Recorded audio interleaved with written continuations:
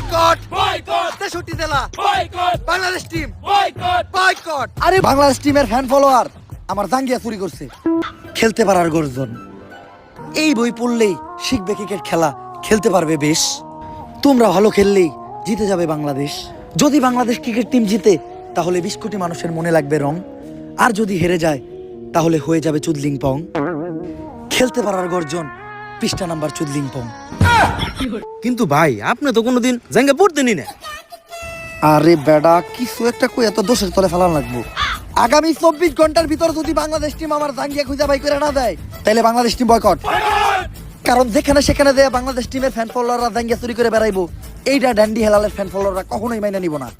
চুদলিং পং জাঙ্গা বাগরে আটকানোর নতুন খাঁচা। ও সেরা সেরা, কংগ্রেচুলেশন, তুমি আজকে থেকে আমার চুদলিং বং আন্ডারওয়্যার কোম্পানির ব্র্যান্ড অ্যাম্বাসেডর।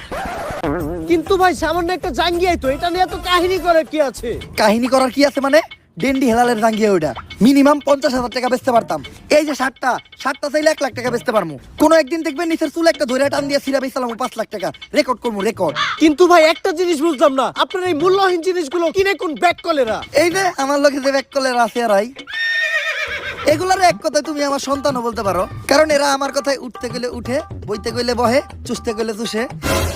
চুষে মানে? আরে পা চুষে পা। আর তুমি যেটা ভাবছো ওইটাও। Boycott boycott. ওই এতদিন পরে পাইছি তোরে, তাড়াতাড়ি পাপ না হলো।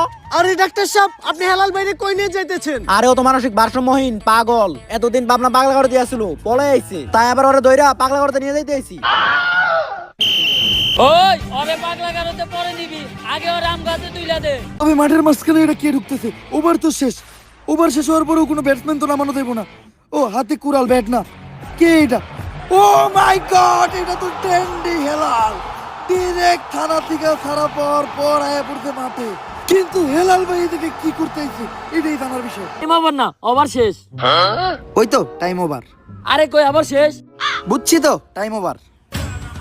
কি টাইম ওভার? কি উল্টা পাল্টা কথা কস? দেশে পাতি কিছু করিস নাকি? হ, অল টাইম। এর লিগেই তো এই অবস্থা। খাই একটু গাছের পাতা, এটা নিয়ে এই কত কথা।